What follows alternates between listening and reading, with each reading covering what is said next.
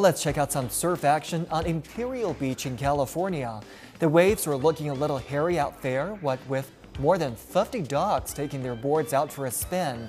It was the 10th annual Surf Dog Competition, and the canine contestants were judged on their skills, the duration of the ride, and their confidence while riding by a panel of professional surf judges.